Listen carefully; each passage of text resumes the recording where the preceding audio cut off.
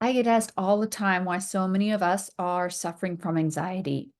I have two quick answers for that.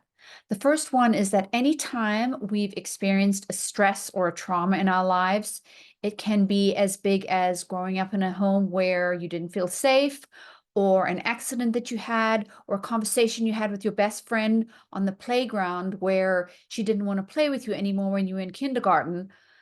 All of those stresses and traumas are trapped in our bodies, and the body is innately made to heal.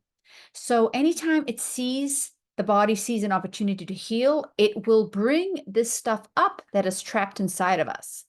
So even just hearing the word anxiety, the body now has an opportunity to bring up stresses and traumas that are trapped inside us.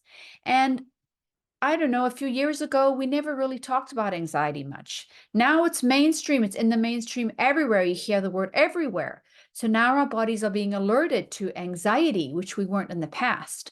So it's acting on healing way more than it used to in the past.